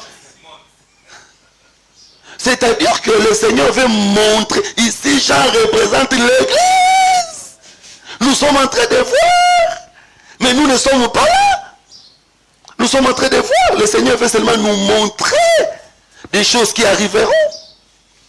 Parut un cheval blanc. Celui qui le montait avait un arc. Celui qui le monte avait un arc. Une couronne lui fut donnée. Oui. Et il partit en vainqueur et pour vaincre. Il partit en vainqueur pour vaincre. J'ai dit que ça, ce n'est pas le fonctionnement de notre Dieu. Parce que l'erreur de nos amis témoins de Jéhovah, quand ils ont vu la couleur blanche, ils ont dit que c'est Jésus qui est parti en vainqueur. Notre Seigneur ne travaille pas comme ça. Il ne peut jamais partir en vainqueur avant de combattre. Lui, avant d'être appelé vainqueur, il doit d'abord combattre. Vous voyez ici, lui, il part en vainqueur avant même d'avoir combattu. Non, non, le Seigneur ne travaille pas comme ça. C'est comme ça, je vais ouvrir une parenthèse. Vous savez, aujourd'hui, si vous appelez un musicien chrétien, je ne vais pas citer le nom de quelqu'un ici. Mais si vous appelez ces gens-là, nos amis-là, avant qu'ils ne viennent, ils vous demandent l'argent. Frère, oyembi na noté. Parce que ça n'existait pas quand même. C'est comme un prédicateur qui, au lieu de venir prêcher, il vous demande d'abord le droit d'onction avant de prêcher. Ça n'existait pas. Vous devez d'abord combattre, après les femmes vont chanter pour vous. Okay. On ne pouvait pas chanter pour David avant que David le combatte. Donc ici, l'ennemi, il part en vainqueur avant même de combattre. Ça, ce n'est pas le fonctionnement de Jésus. Le Seigneur avait été venu d'abord comme un homme de rien. Il a combattu sur la croix de Golgotha. Voilà pourquoi aujourd'hui, il est appelé vainqueur. Mais vous comprenez que celui-ci, c'est l'Antichrist. Premier élément que nous évoquons là. il part en triomphalisme avant même d'avoir combattu. C'est l'esprit de Numérode. C'est l'esprit de Numérode. Allez dans Genèse chapitre 11, vous allez lire vous-même. Vous allez voir que Numérode avait cet esprit de conquérir. Alors comment il travaille? La Bible dit qu'il travaille avec l'arc. Et c'est Jérémie qui nous définit l'arc. Jérémie chapitre 9 verset 6. Jérémie définit l'arc. Il dit que l'arc c'est la bouche. Donc vous comprenez que dans le premier saut, l'ennemi viendra. L'ennemi ici c'est l'antichrist. Qui viendra avec la bouche qui est le faux prophète. Parce qu'une bouche dans la Bible c'est le faux prophète. Quand on utilise la bouche c'est pour convaincre. Alors premier saut. C'est ça, Daniel chapitre 9, verset 27. C'est là où nous disons que ce n'est pas aujourd'hui. Daniel chapitre 9.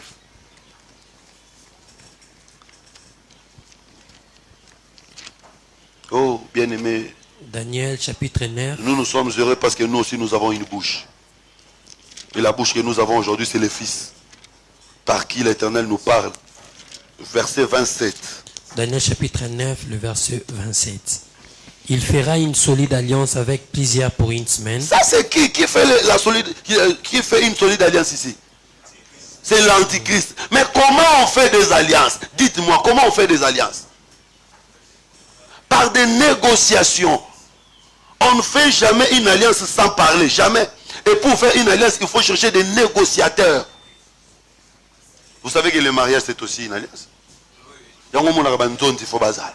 Des gens qui savent parler. Frère Caleb, il faut chercher un dose.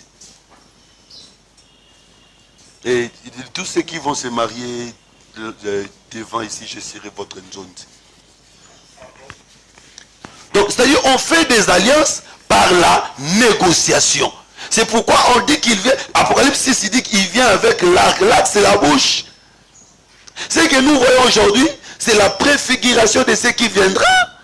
Parce que solide alliance, c'est toutes les nations qui entreront. Vous voyez, aujourd'hui, nous sommes en train de tendre petit à petit vers un gouvernement unique.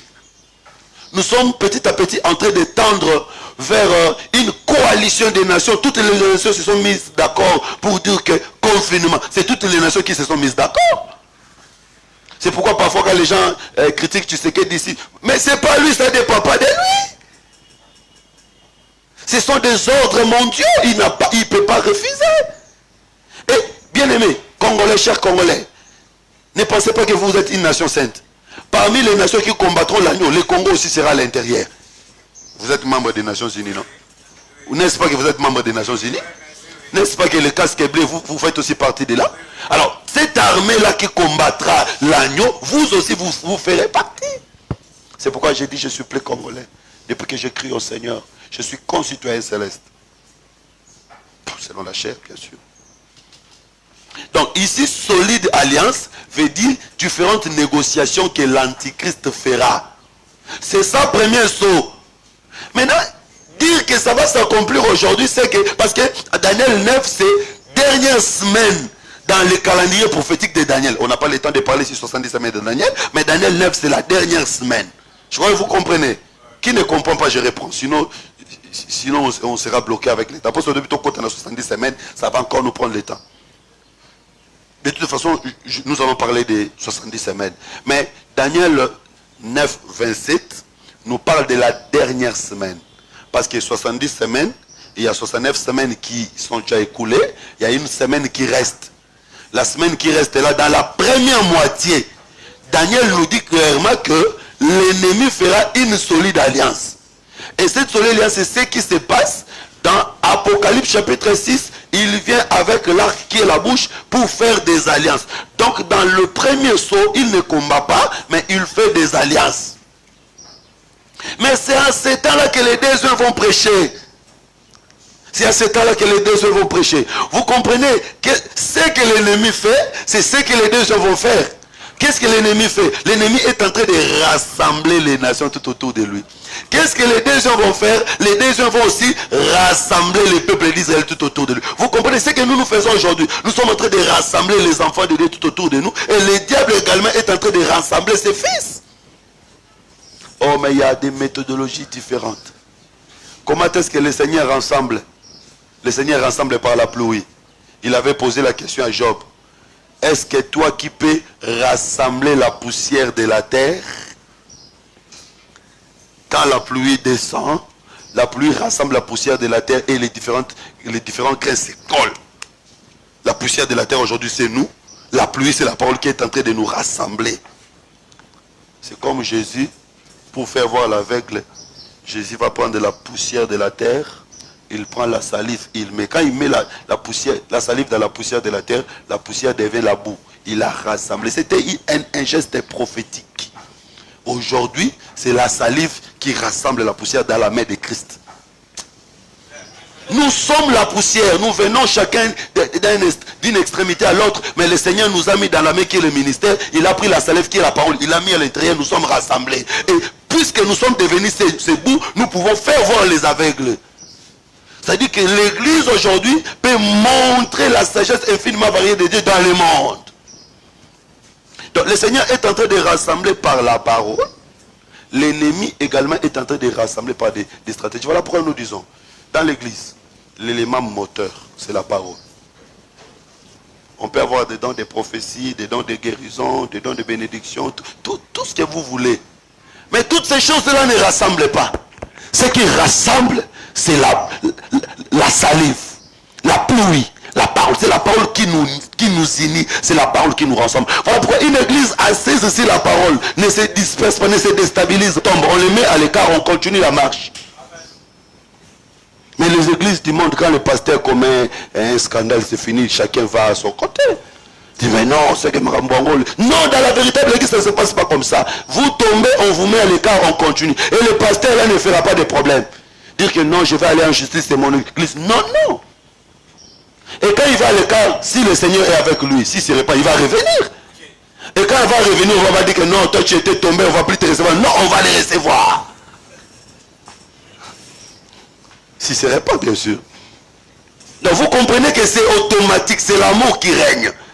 Aujourd'hui, ce qui nous rassemble, c'est la parole. Voilà, donc nous comprenons que premier saut, l'ennemi vient rassembler, mais pendant que l'ennemi est en train de rassembler, les besoins aussi sont en train de rassembler. C'est ce qui se passe un peu. Pendant que Aman est en train de travailler, de tenir des réunions pour chercher comment il va tuer les Juifs, Mardoché aussi et Esther sont en train de travailler pour chercher à délivrer le peuple. Ici, Mardoché et Esther représentent les besoins qui sont en train de travailler pour chercher à délivrer le peuple de tous les complots que Aman et ses gens sont en train de faire. Alors, lisons Apocalypse chapitre 11.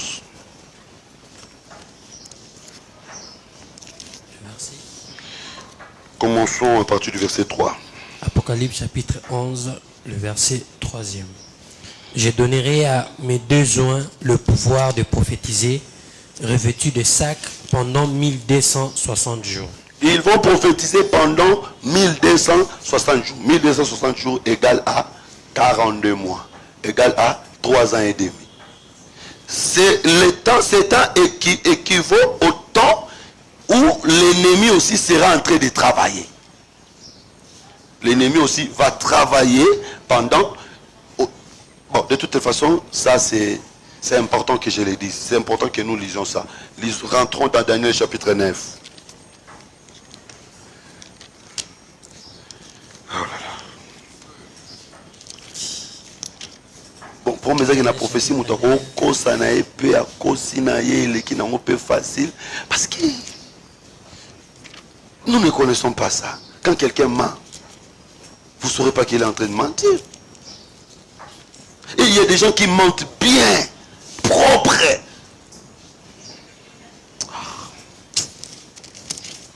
Daniel chapitre 9. Rentre au verset 27. Il fera une solide alliance avec plusieurs pour une semaine. Il fera une solide alliance avec plusieurs pendant combien de temps? pour une semaine. Après l'enlèvement de l'église, il restera combien de temps? C'est-à-dire que l'antichrist va travailler durant toute la semaine. Vous comprenez? Parce qu'il y a des frères Chico et les autres qui disent que le premier saut va s'accomplir dans la deuxième partie. Donc pour eux, première partie, c'est seulement les deux qui vont travailler. L'antichrist ne va travailler que dans la deuxième partie. Alors que Daniel, qui a existé avant eux, dit que l'ennemi va travailler pendant une semaine. Dites-moi, je vais croire à Chico ou je vais croire à l'antichrist? Je vais croire à Daniel. Et je crois à Daniel. Bon, quand je dis Chico, je vois les gens qui sont derrière lui. Je préfère citer le nom de Chico parce qu'il ne va pas me traduire en justice. Mais les gens qui sont derrière lui vont me traduire en justice. Donc vous comprenez, bien aimé, que l'ennemi va travailler durant toute la semaine. Maintenant, son travail sera réparti en deux phases. Première phase, il fera des alliances. Il continue là-bas, qu'est-ce qu'on dit? Et durant la moitié de la semaine, au milieu de la semaine, il fera cesser les sacrifices. Il fera cesser les sacrifices. Donc, première phase, il fait des alliances. Là, il n'y a pas de problème. Au milieu de la semaine, il fait cesser les sacrifices. Là, il commence à commettre des actes abominables. Maintenant, pendant que lui, il est en train de faire des alliances, c'est en ce moment-là que les deux seront en train de travailler. C'est ça la restauration d'Israël. C'est ça Moïse qui intercède pour que Israël ne meure pas, mais Israël soit sauvé. Vous habité sur la claire, hein? Apocalypse chapitre 7, verset 1er. Apocalypse chapitre 7, le verset 1er. Après cela, je vis 4 anges debout aux 4 coins de la terre. Ils retenaient les 4 vents de la terre, afin qu'il ne soufflât point de vent sur la terre, ni sur la mer, ni sur aucun arbre. Et je vis un autre ange qui montait du côté du soleil levant et qui tenait les sceaux du Dieu vivant. Il cria d'une voix forte aux 4 anges à qui il avait été donné de faire du mal à la terre et à la mer. Et il dit, ne faites point de mal à la terre, ni à la mer, ni aux arbres, jusqu'à ce que nous ayons marqué du sceau le front des serviteurs de notre Dieu. Bon, Apocalypse 7 est parfois très compliqué. Reprends un peu. Nous avons... Afin qu'il ne soufflât point de vent sur la terre, ni sur la mer, ni sur aucun autre arbre. Et je vis un autre ange. Le 5e ange, il n'est pas parmi les 4. Lui, il vient, il monte du côté de l'Orient. Allons. Qui montait du côté du soleil levant. Soleil levant, c'est ça, Orient. Et qui tenait les sceaux du Dieu vivant. Il avait les sceaux de Dieu. Il cria d'une voix forte aux 4 anges à qui il avait été donné de faire du mal à la terre et à la mer, et il dit.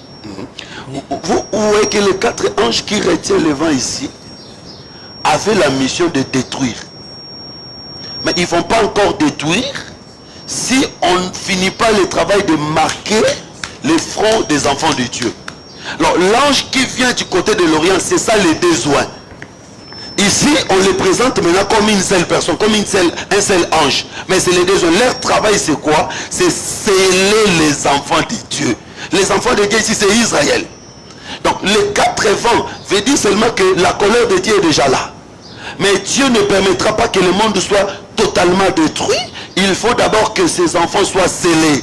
C'est après que ces enfants aient scellé que le monde sera détruit. Je ne sais pas si je suis clair.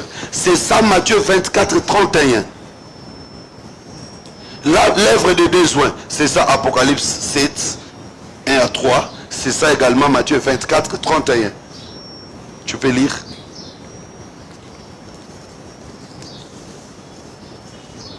Matthieu chapitre 24, le verset 31. Il enverra ses anges avec la trompette retentissante et ils rassembleront ses élus de 4 vents depuis une extrémité de ciel jusqu'à la... L'œuvre des besoins. La trompette, c'est le message que les besoins amèneront et ce message-là va rassembler tous les élus éparpillés. Les élus dont on parle ici, c'est Israël qui seront rassemblés à travers ce message-là. Bon, ici, je vais jeter la bombe qui fera exploser le monde maintenant. La bombe pour laquelle on me traitera d'un fou, j'accepte. Apocalypse 14.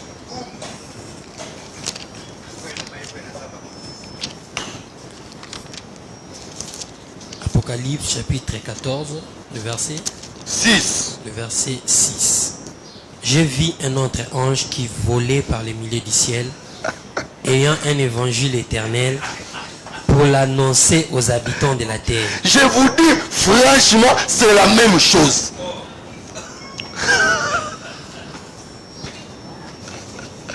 À toute nation, Toute nation, toute tribu, toute toute langue et à toute tout langue, tout peuple. peuple. Voilà, on mettrait déjà des fous. Mais est-ce que tous les autres ça l'a bien? Le message est annoncé à toutes les nations, à toutes les tribus, à toutes. Lui il dit que c'est Israël. Je dis que le message de Dieu sera planétaire. Mais Israël est éparpillé partout. Que les deux vont prêcher toutes les nations, toutes les tribus, toutes les langues. Mais ils vont chercher seulement les élèves. Si vous dites qu'il faut seulement prêcher en Israël, et Moïse Katoumi qui est israélite qui est ici, ses enfants seront évangélisés comment?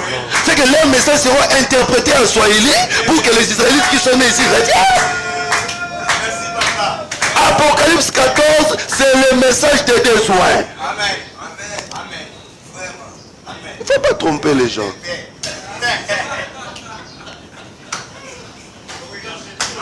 Bon, que le Seigneur vous bénisse. Je vais vous laisser le temps de poser toutes les questions.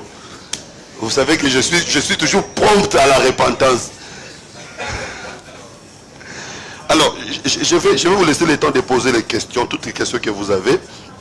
Je vais vous laisser. C'est la prophétie. Quand nous parlons de choses par rapport à la révélation, nous pouvons dire qu'aujourd'hui, craignez Dieu, tout. C'est ce que nous prêchons. C'est l'évangile que nous avons. Mais, puisque c'est la prophétie, il faut faire asseoir la prophétie dans les temps. Quand est-ce que cette écriture trouvera son vrai accomplissement? C'est ça la prophétie. C'est ça la prophétie. Ces textes-là ne s'accomplissent pas aujourd'hui. Ces textes-là ne s'accomplissent pas. C'est parce que vous voyez un seul ange. Je vous ai montré, Matthieu chapitre 24, on parle d'une seule trompette. Apocalypse chapitre 7, on parle d'un seul ange, mais c'est les besoins. Alors, Israël sera restauré en ces temps-là. Je vais parler de la deuxième phase qui est la venue de l'Esprit de grâce. C'est après la guerre d'Armageddon que ça sera la deuxième phase. Alors, si vous lisez Apocalypse chapitre 7, on parle de 144 000 des 12 tribus d'Israël. Il y a une question qui m'a été posée. 144 000 sera un nombre physique ou un nombre spirituel? Bon, je vais répondre dans deux volets. Je vais répondre dans deux volets. D'abord, la bête sera physique ou spirituelle? La bête, physique, comme animal. Cette tête, un esprit. Dans tous les langages là est symbolique. Hein? Le langage là est symbolique. Bon. Les deux sont revêtus de sacs. Ils vont porter vraiment des sacs. C'est symbolique. Parce que j'avais fait un débat avec un prédicateur à Luanda qui dit qu'après l'enlèvement de l'église, tout redevient physique. Pourquoi? C'était par rapport au temps. La semaine, une semaine qui reste, elle est spirituelle ou elle est physique? Frère Chico peut bien nous répondre là. La semaine est spirituelle ou physique? Oui, nous sommes en train de travailler ensemble. Non, tu peux parler. C'est juste oui ou non.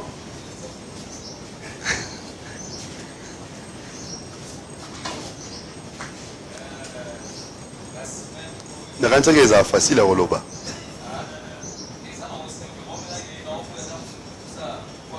Non, mais tu peux parler.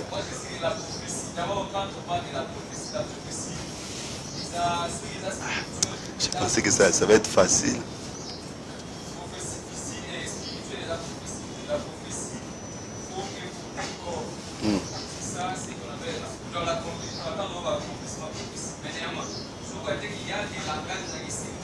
Qui doivent être expliqués. Des langages qui doivent être expliqués. toute chose dans la prophétie doit porter un corps. Mais pas nécessairement le corps déterminé dans la vision. Toute chose doit porter un corps, mais pas nécessairement. Parce qu'il y a des choses qui vont porter le même corps, il y a des choses qui vont changer de corps.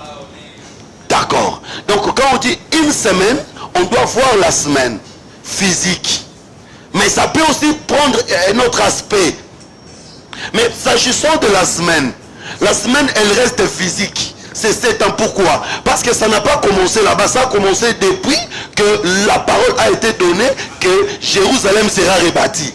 Donc le comptage a été physique. On ne peut pas changer le comptage quand on arrive là-bas. Non. C'est pourquoi vous allez remarquer que le temps de l'église n'est pas compté physiquement. Parce que le temps de l'église c'est une parenthèse.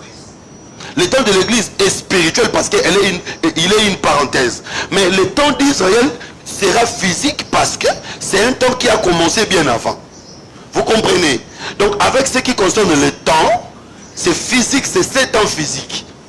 Maintenant les autres éléments, parce que c'est là où il y a des problèmes. Vous voyez frère Chico, c'est là où il y a des problèmes. Quand on dit que la prophétie doit s'accomplir physiquement, mais avec quel corps? Par exemple, les 7 têtes du dragon s'accomplissent physiquement, mais ce ne sont pas des têtes physiques, ce sont des nations. Vous voyez? Alors quand on dit 144 000, est-ce que ça sera des personnes comptées 144 000? D'ailleurs, non, là, on ne peut même pas parler des témoins de Jéhovah ici. Et ils disent que les 144 sont ici à Kinshasa. Ils sont déjà ça c'est terre à terre. On ne peut même pas aller là-bas. 144 000 des 12 tribus d'Israël. Je suis en train de réfléchir avec vous. D'abord, je vais dire que symboliquement, le nombre 144 a une explication. C'est 12 fois 12. C'est 12 fois 12. C'est une valeur numérique significative. Remarquez ce qui se passe lors de la restauration de l'autel avec Élie. Élie prendra 12 pierres. Et sur les 12 pierres, qu'est-ce qu'il versera? 4 fois 3 mesures d'eau. C'est écrit dans la Bible. C'est-à-dire que Élie avait versé 12 sur 12 pour la restauration. Donc c'est un nombre symbolique qui symbolise la restauration. C'est un nombre qui symbolise les restaurés. Bon, maintenant, ils seront seulement 144 000. Ils seront plus. Je ne peux pas répondre. Je n'ai pas de réponse. Mais je dis que ce nombre-là symbolise les restaurer. Peut-être qu'une autre personne peut répondre s'il a la réponse. Moi, je n'ai pas de réponse. Mais notez que ça signifie, c'est ça, l'accomplissement, frère Chico. Le corps, c'est que cela parle de restaurer. Bon, ils seront 144. Ils seront. Vous savez, quand on dit que Israël était sorti de l'Égypte 600 000, hein, Israël était sorti 600 000, c'était 600 000. Mais on n'a pas compté les femmes et les enfants. Voilà. On n'a pas compté les femmes et les enfants. Est-ce qu'il faut-il vraiment dire qu'ils sont sortis 600 000? Mais on prend 600 000, le chiffre 6, c'est un symbole que le Seigneur a fait sortir son fils. Son fils. Vous voyez, le chiffre 6 là représente le fils qui est sorti. Nous avons longuement parlé avec les frères, les 600 chars de Pharaon. Est-ce qu'ils étaient seulement 600 cavaliers? Parce que dans chaque char, il y avait 2-3 personnes. Mais le chiffre 6 l'avait montré seulement que l'antichrist, l'homme qui va combattre. Donc il y a une valeur significative dans chaque chiffre. Mais la réalité peut être autre chose. Donc, les gens peuvent être plus nombreux ou moins nombreux que 144 000. Mais ce que nous devons retenir de plus important, c'est que c'est un nombre de la restauration. Alors, pourquoi Israël vivra la restauration? Parce que Moïse a intercédé. Qui est Moïse? Moïse est de la tribu de Lévi. Moïse est l'arc-en-ciel. Ici, Moïse représente le Seigneur Jésus-Christ. C'est lui, par l'œuvre de la croix, qui a intercédé afin que Israël soit restauré. Vous savez que Lévi, c'est le troisième fils. Lévi a la couleur de l'émeraude. Allons-y. Allons dans Apocalypse chapitre 4. Je crois que c'est par là que nous allons terminer. Apocalypse chapitre 4. Je sais qu'il y a tellement de questions aujourd'hui. Apocalypse 4, le verset. Verset... comment se passe du verset 2? Apocalypse chapitre 4, le 2e verset. Aussitôt, je fus ravi en esprit, et voici, il y avait un trône dans les ciels. Et sur ce trône, quelqu'un était assis. Celui qui était assis avait l'aspect d'une pierre de jaspe et de sardoine. Bon, je vais aller vite parce qu'il y a encore beaucoup de choses à dire par rapport au trône d'Apocalypse 4. Mais je vais seulement vous dire que le trône d'Apocalypse 4, c'est le trône de l'éternité. C'est le trône de l'éternité. Pourquoi? Parce que le Seigneur reprend toutes ses formes. Toutes les formes qu'il a utilisées, il le reprend là-bas. Il y a une même personne qui est assise, mais qui a la forme de la pierre de jaspe et la pierre de sardoine. Vous savez que jaspe c'est Benjamin, sardoine c'est Rubin. Donc il est le dernier et le premier. Alors qu'on devait dire qu'il a la forme de sardoine et jaspe. C'est-à-dire que c'est quelqu'un qui est arrivé. Je ne sais pas comment je vais m'expliquer. Hein. Si quelqu'un quitte Gombe, il quitte poids lourd Gombe pour aller au pont Matete. Alors, vous les rencontrez à l'arrivée. C'est une petite équation. Vous les rencontrez à l'arrivée. Vous allez les rencontrer où? Si vous les voyez au pont Matete, que vous l'avez rencontré à l'arrivée. C'est comme ça, celui qui était Rubin, il devient Benjamin. Mais nous le rencontrons dans Benjamin. C'est que nous l'avons rencontré où? À l'arrivée. C'est-à-dire quand on le voit comme Jasper, c'est qu'il est arrivé. Il a quitté l'éternité pour l'éternité. Donc dans le trône d'Apocalypse 4, c'est l'éternité. Le Seigneur est arrivé. Je vais vous donner d'autres éléments qui prouvent que c'est le trône de l'éternité. Il est arrivé. Allons, continuons. Celui qui était assis avait l'aspect d'une pierre de jaspe et de sardoine. Et le trône était environné d'un arc-en-ciel semblable à des émeraudes. Le trône était environné. Environné. De quoi? De l'arc-en-ciel. Est-ce que frère Osé, un arc peut environner un trône? Le trône? Pas du tout. Frère Moïse, je crois que je suis... Oui. Je crois frère Boni. À mon élango.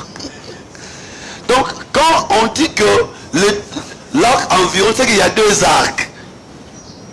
Parce que l'arc ne peut pas environner un trône. Donc, quand l'arc environne un trône, c'est qu'il y a deux arcs. Vous savez que l'arc, selon Noé, le livre de Genèse, c'est l'alliance. Le symbole de l'alliance, le signe de l'alliance. Donc, quand il y a deux arcs, c'est que c'est deux alliances. C'est celui qui a fait la marche de la première alliance. Il a fait également la marche de la deuxième alliance. Il est arrivé. Continue. Autour du trône, j'ai vu 24 trônes. 24 trônes. Il y a eu des débats ici. Parce que moi, je continue à affirmer notre ancienne confession. Que les 24 ici, c'est 12 de l'ancienne alliance, 12 de la nouvelle alliance. Alors, il y a eu des débats. Si vous dites que 24, c'est 12 de l'ancienne alliance et 12 de la nouvelle alliance. Bon, Jean est dans la nouvelle alliance. Il est parmi les 12 de la nouvelle alliance. C'est ça, non? Donc, si nous disons que le 24, c'est 12 de la nouvelle alliance, 12 de l'ancienne alliance, c'est que Jean doit manquer là-bas. Hein? Ça va faire 25 plus Jean. C'est comme ça les autres ont dit non, c'est faux. Ce n'est pas 12 de l'ancienne alliance, 12 de la nouvelle alliance. Maintenant, ils ont commencé à donner des choses. Ils ont dit que c'est Metouchéla, c'est Enoch. Ah, Bandeko. Moi, je continue à affirmer que c'est les 12 de l'ancienne alliance, 12 de la nouvelle alliance. Je vais vous poser une question. C'est Osée qui a dit que plus Jean, ça fera 25. Je vais te penser que c'est eux qui disent ça. Oui. C'est ce que tu lis. Je vais te poser maintenant la question. Quand Jacob avait vu 12 et 11 étoiles en train de s'agenouiller devant une étoile, lui il était où? Quand c'est Joseph, il voit 11 étoiles en train de s'agenouiller devant une seule étoile, lui il était où? Mais il était aussi à l'extérieur. C'est possible que quelqu'un soit à l'extérieur mais qu'il soit aussi dans la vision. Tu dors ici, tu es en train de rêver que tu es en Europe. Mais tu es ici. Est-ce que c'est lui qui vient interpréter la vision va dire que non, c'est que ça ce n'est pas toi? Non, ça c'est la vision. Donc dans l'éternité, nous serons là, nous de la nouvelle alliance, et ceux qui ont travaillé dans l'ancienne alliance, nous serons là. À continuer. Autour du trône, j'ai vu 24 trônes, et sur ces trônes, 24 24 vieillards assis, revêtus de vêtements blancs, et sur leur tête des couronnes d'or. Oui. Du trône sortent des éclairs, Des éclairs, des voix et des des voix et tonnerres. des tonnerres. Vous savez que quand on parle des éclairs, des voix et des tonnerres, c'est le jugement, le symbole du jugement. Donc dans ces trônes, il y a l'arc-en-ciel qui est la grâce. Il y a aussi des éclairs qui représentent le jugement, c'est-à-dire la loi et la grâce rassemblés à un seul lieu. C'est lui qui avait travaillé dans la loi, c'est le même qui a travaillé dans la grâce. Il est maintenant venu s'installer. Alors pour terminer, Devant les trônes brillent 7 lampes ardentes, qui sont les 7 esprits de Dieu. Il y a encore devant les trônes comme une mer de verre, semblable à du cristal. mer de verre semblable à du cristal. Est-ce que quelqu'un peut m'expliquer qu'est-ce que ça veut dire? Mer semblable à du cristal. Yosara Maele. Ça veut dire quoi? C'est comme la glace. C'est comme la glace. C'est-à-dire que ça coule plus. Ça ne coule plus. Parce que la mer, comme cristal, ça ne coule plus. Donc elle est arrivée, la mer est arrivée. Elle a fait sa marche, elle est arrivée. C'est le Seigneur qui a achevé. Alors je suis allé là-bas pour vous parler de l'arc-en-ciel comme émeraude. Arc-en-ciel, là où il y a l'arc-en-ciel, il n'y a pas de frappe. Et ici Moïse qui intercède pour Israël, Moïse est l'arc-en-ciel. Allons Exode chapitre 23. Non, 32. Vraiment nous allons terminer, frère Olivier. Exode chapitre 32. Verset 10. En ce moment-là, il n'y aurait pas de questions. Ouais. Maintenant laisse-moi. Ma colère va s'enflammer. Ici, c'est Dieu qui parle à Moïse. C'est Dieu qui parle à Moïse. Dieu dit à Moïse, Moïse, laisse-moi. Ma colère va s'enflammer contre eux. Exode 32, verset 10. Ouais. Dieu dit à Moïse, Moïse, laisse-moi. Donc Moïse avait attrapé Dieu. Et Dieu n'est pas capable de se détacher de la fermeture de Moïse. Il demande à Moïse, laisse-moi. Je vais frapper. Moïse bloque, Dieu dit, tu ne frapperas pas. Akangi, obetate. Zamba Moïse, Moïse tika ko. Moïse tika. C'est-à-dire qu'ici, Moïse est plus fort que Dieu. Le véritable Moïse, c'est le Seigneur Jésus-Christ. C'est sur la croix de Golgotha qu'il a bloqué Dieu pour que Dieu ne frappe pas par son sang. Parce que le fil avec lequel il a fermé Dieu pour qu'il ne fasse passer le sang. Makili la singati. Le fil cramoisi, maison de Rahab, le fil rouge là. Voilà. Donc le sang de Jésus, c'est tout un fil qui empêche Dieu de te frapper aujourd'hui.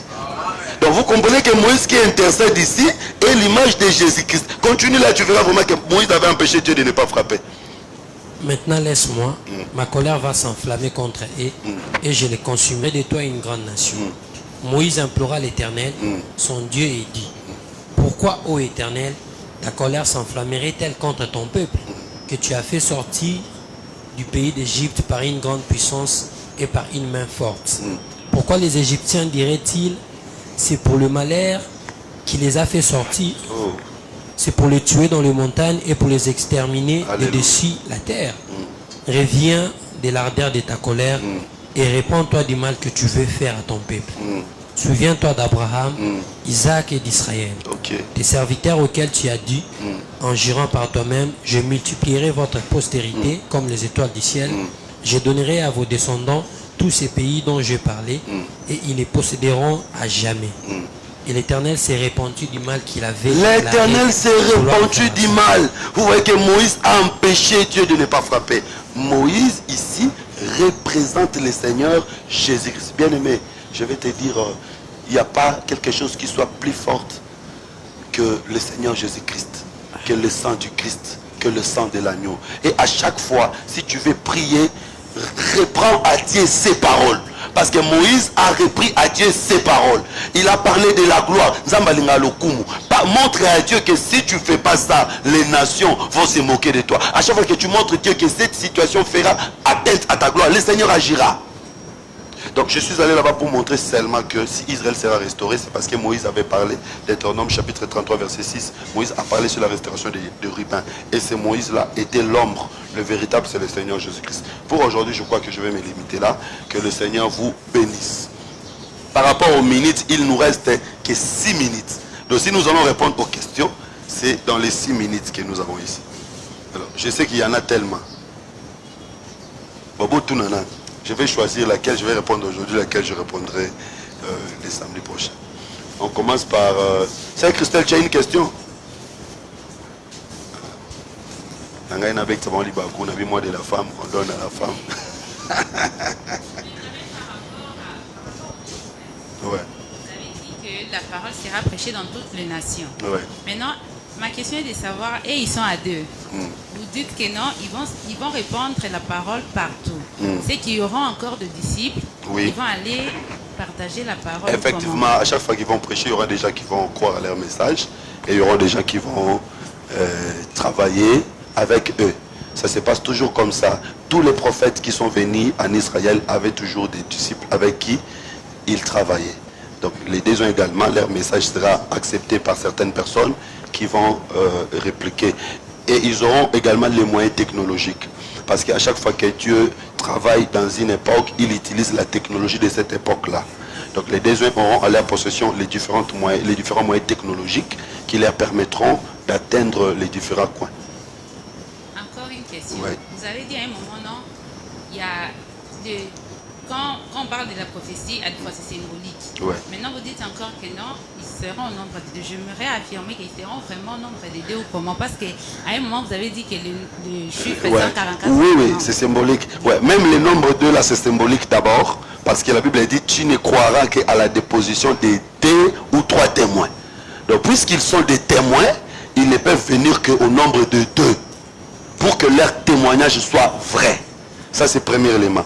Deuxième élément, maintenant, on dit qu'ils auront des caractéristiques de Moïse et d'Élie. Ce sont deux prophètes qui ont amené la restauration en Israël. Moïse a libéré le peuple d'Israël de l'Égypte. Élie a restauré Israël lorsque l'idolâtrie était entrée. Donc, il y a le symbolisme là-bas, mais réellement, ils seront au nombre de 2. Okay. Frère Bonny et puis frère Trésor, puis nous allons terminer avec frère Jérémie. Oui. Même après les lives, on peut continuer. Donc, mais les gens qui nous suivent, j'aimerais qu'ils ne ratent rien. Par rapport à la question de la sœur, Oui. vous aviez affirmé qu'il y aura des disciples qui vont relayer le message des deux hommes. Ben Et oui. si ces disciples ne se trouvent pas parmi la Vierge folle, Non, on ne parle pas de disciples, on parle d'Israël. Ici, on parle d'Israël. mais il y aura des Israélites même au Congo, vous savez, Oui. alors, qui vont relayer le message en Swahili, en Lingala, Israélites qui connaissent Swahili. Ils sont partout dans le monde. Il y a des Israélites qui ne parlent qu'anglais aujourd'hui, qui ne parlent pas la langue hébreu, ils ne parlent qu'anglais. Ils sont là, aux États-Unis, en France. Il y a beaucoup d'Israélites en France aujourd'hui, en France, même en Italie, même en Allemagne. Israël est éparpillé partout. Vous savez que moi je vis une synagogue à Lubumbashi. Il y a une synagogue de Juifs à Lubumbashi. Les gens ceux qui nous suivent à Lubumbashi savent. Juste après le tunnel là, il y a une synagogue de Juifs. Au côté où on a été ok.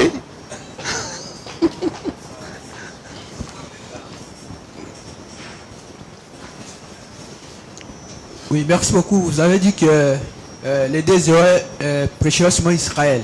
Alors, où serait la part de Vierge folle?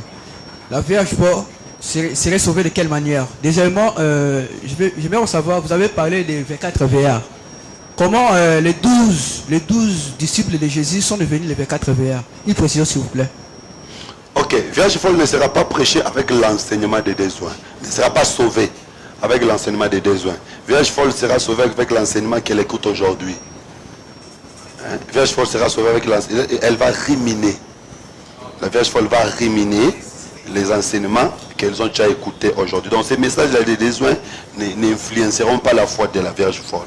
En fait, les aides disent que la Vierge folle se souviendra lorsque les deux iront en Israël pour prêcher. À ce moment-là, ils se souviendront du message de Jésus. C'est la raison pour laquelle ils ne vont pas croire à la bête. Effectivement, cela appuie ce que je suis en train de dire. Oui. Elles ne vont pas être sauvées parce que les deux sont en train de prêcher. Mais la prédication, elles seront au courant. Elles seront informées. Quand les deux sont en train de prêcher, les autres ne seront pas informés de quoi il s'agit. Mais Vierge folle sera informée. Vous voyez. Et cela montre que elles seront au courant. Donc les messages des deux atteindront même les nations. Vierge folle sera au courant qu'il y a des prédicateurs israélites qui sont en train de prêcher, mais ce ne sont pas ces enseignements-là qui sauveront la Vierge folle. Ça, c'est la première question. Deuxième question, comment 12 disciples sont devenus 24 veillards? Oui, bon, symboliquement, c'est symbolique. D'abord, quand on dit veillard dans la Bible, vous comprenez que c'est celui qui a les cheveux blancs. Cheveux blancs, c'est la sagesse, c'est l'enseignement. Vous comprenez? Donc, cela parle de tous ceux qui ont l'enseignement. Maintenant, le nombre 12, c'est le nombre du fondement. Fondement de l'ancienne alliance, fondement de la nouvelle alliance. Donc, ce sont des symboles. Dans les 12 là, nous tous, nous sommes à l'intérieur. Quand on dit 12 de la nouvelle alliance, et toi et moi, nous sommes à l'intérieur. Quand on dit 12 de l'ancienne alliance, David, Jérémie et tout ce monde-là sont à l'intérieur. C'est symbolique. Je crois que c'est clair. Mais des fois, on dit, vous dites que les 24 veilleurs, ce sont les anges de Dieu. Des fois, les gens... Un ange veillard. Les 24 veillards. Un ange veillard. Ils sont mon ange en pas. Nous cherchons toujours la précision, parce que non. Il y a trop d'enseignements. Moi, je ne prêche pas ça. Alors, frère Jérémie. Bon, alors, on a un peu de précision. Ouais. Pour l'évangile éternel, Ezali, pour na peuple Israël, les années de donc, par Nabiso, na kati lokola, église, topé les nations, exact, parce qu'on parle toujours de crainte de Dieu. Mais, au lobby, ça va pour Israël. Par Nabiso, le rôle l'église exact. Et deuxième question, na Ezali, na la différence, il y a évangile éternel et évangile de paix. Pour, na comme on a fait ma bloc comme balé, na n'engue expliquer à question na Ezali qui a moi. Bon, je ne voulais pas vraiment entrer dans ce débat-là aujourd'hui. Ouais. Merci beaucoup l'homme de Dieu. Si, concernant l'Apocalypse 14, un prédicateur, parce que la Bible dit c'est poussé par le Saint-Esprit que les hommes parlent de la part de Dieu. Un prédicateur, sachant que cette portion de l'écriture concerne l'Israël, même nous aujourd'hui, ne peut-il pas tirer cette portion d'une pensée pour nous exhorter aujourd'hui? Sans problème. Il peut tirer pour nous exhorter aujourd'hui. Mais ce n'est pas la prophétie. Vous voyez, il peut tirer cette écriture pour nous exhorter aujourd'hui, pour nous parler aujourd'hui. Il y a beaucoup d'écritures que nous prêchons aujourd'hui. Ce sont des écrits d'Israël. Des choses qui vont vraiment s'accomplir en Israël. Quand on dit par exemple que tu seras pris, je vous remplacerai les années qu'on devrait les sauterelles par exemple. Ce sont des choses qui s'accompliront en Israël, mais nous prêchons ça aujourd'hui. Donc c'est possible qu'un prédicateur, c'est pourquoi nous avons commencé par donner les 4 bras. Ce n'était pas pour rien que j'ai commencé par donner les 4 bras. Là, il est dans la révélation. Il parle par rapport à la révélation. C'est comme ce que les frères Jérémie vient de dire. Si je veux parler de la crainte de Dieu, par exemple, je dis que l'évangile qui parle de la crainte, c'est l'évangile éternel. Aujourd'hui, nous prêchons l'évangile éternel. Je suis dans la révélation. Je suis dans la révélation. Mais si je prends l'écriture d'Apocalypse, mon problème c'est seulement que prendre l'écriture d'Apocalypse 14, en faire un soubassement aujourd'hui. Vous prenez ce texte-là, vous en faites un soubassement aujourd'hui, frère, dans la perfection. Vos comités. Mais par rapport à la révélation, comme le frère Moïse vient de dire, un prédicateur peut évoquer cela. Inspiré de Dieu, oui, il peut prendre ça pour enseigner, exhorter, tout.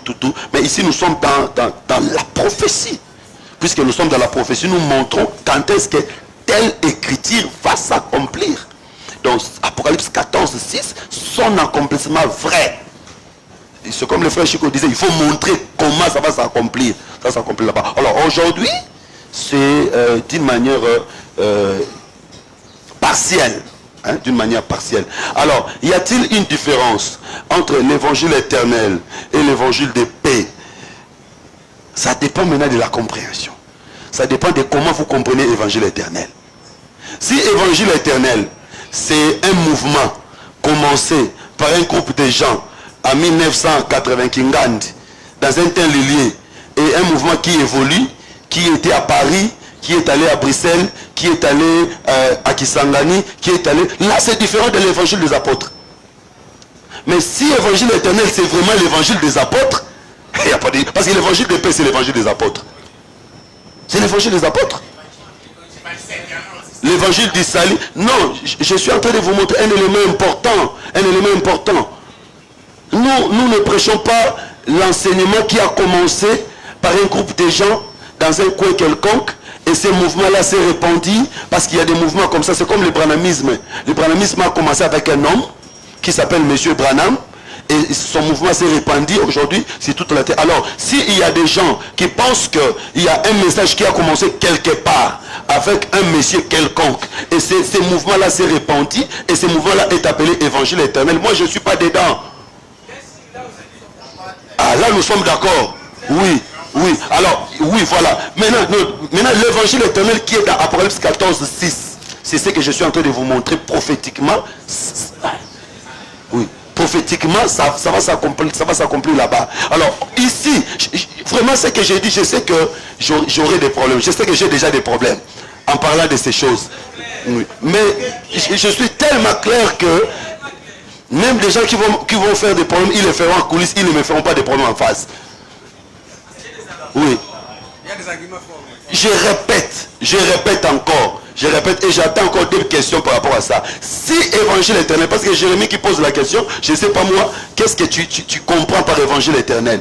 Si évangile éternel, pour toi tu comprends que évangile éternel c'est un mouvement, c'est une idéologie, c'est un enseignement qui a commencé quelque part à Kinshasa par un groupe de gens et que ce mouvement-là est allé à l'Équateur, à Kisangani, à Paris, Belgique, Allemagne, tout. C'est différent de ce que les apôtres, parce que la Bible dit le solide fondement reste debout. Donc, évangile de paix, évangile du salut, évangile de grâce, toutes ces choses-là que vous voulez, les apôtres ont parlé de ça. Et depuis que les apôtres en ont parlé, cela continue à marcher. Alors, mais si, pour toi, évangile éternel, c'est message de l'éternité.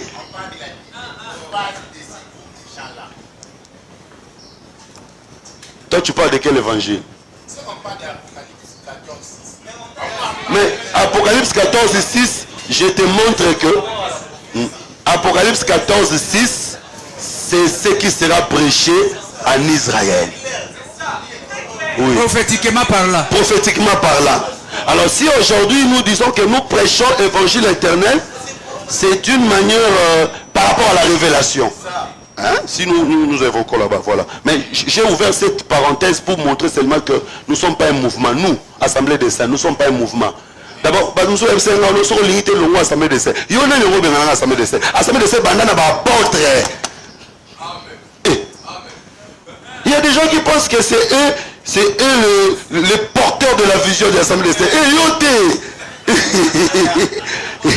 Et un patrimoine apostolique. Coup sur coup. Oh non, si vous ne voulez pas, vous pouvez partir. Partir où? Ça, c'est l'enseignement des apôtres. Donc, Paul. Pardon, frère Osé. Bon, frère, toi, tu avais déjà posé la question, non, frère Osé, parce que... Non, mais laisse-lui La poser. seconde question, il va finir. C'est plus encore la Proverbe 14. Il y a d'autres qui n'ont pas posé des questions. Tu vas poser ta question même en coulisses, dans le couloir, oui. Frère Osé. Bon, en fait, je ne sais pas si c'est... Je ne sais pas si c'est vraiment une question. Ouais. Parce qu'il y a un mois passé, j'étais avec mes frères là-bas à Bumbu et un de bien-aimés m'avait dit qu'un prophète... je ne sais pas. On ne cite pas les noms des gens. Un prophète avait dit que l'évangile éternel, ce n'est pas pour ces temps ici. Hein. Quand il avait dit cela, quand je suis rentré à la maison, pendant que je lisais ma Bible, j'avais vu que le prophète avait vraiment raison. Ouais. Mais moi, j'avais réussi l'évangile éternel par rapport à craigner des adorations. Donc, c'est le même message qui est prêché aujourd'hui. Ouais. Et quand je vous ai entendu dire que l'évangile éternel, ce n'est pas pour ces temps, moi, je dis Amen. Et j'ai vite compris que parmi nous... Dire que, attention, hein, dire que ce n'est pas pour ces temps, en fait, c'est un peu dire... Oui, je montre l'accomplissement. Aujourd'hui, on prêche aussi craignez Dieu. Hein, parce que quand vous dites, c'est comme si ce que nous prêchons aujourd'hui, c'est différent. En fait, moi, je suis de votre côté. Ouais. Pourquoi? Parce que déjà, quand j'avais entendu mon ami dire ça, que le prophète X avait dit que l'évangile éternel n'est pas pour ces temps ici. C'est l'accomplissement total. Vous voyez, le véritable accomplissement. Et quand je vous ai entendu dire cela, moi je dis Amen. C'est bon, c'est bon. Alors, vraiment, oui frère, vraiment nous sommes arrivés à la fin. Hein. Oui.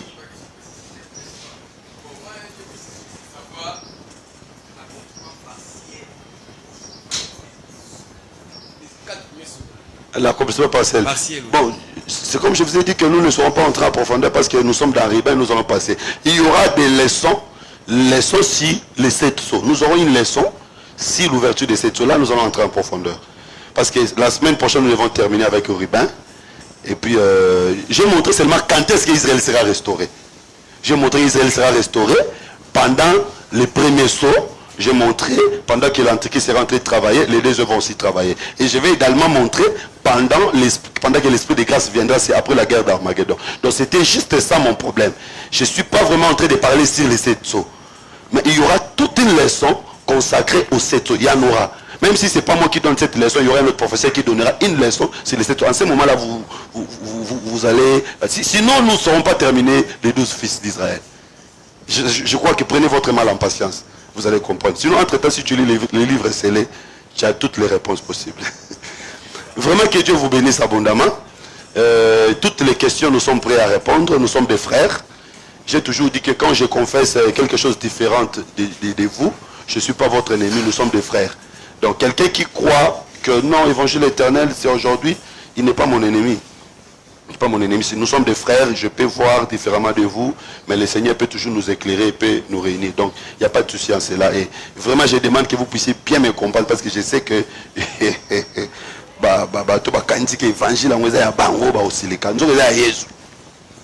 alors que Dieu vous bénisse. Nous allons prier. Bien-aimé, Moïse va prier. Va recommander notre clôture entre les mains du Seigneur, notre chemin de retour, que le Seigneur bénisse tous ceux qui ont suivi. Je bénis tous nos bien-aimés qui nous suivent de loin, que Dieu vous bénisse. Si vous avez des questions, n'hésitez pas à nous envoyer, nous allons toujours répondre, nous sommes prêts, que Dieu vous bénisse abondamment. Bien-aimé, Moïse va prier. Nous te disons merci Seigneur, dans tout le temps que nous avons passé auprès de vous. Vous nous aviez parlé Seigneur, et nous voulons que Seigneur, que cette parole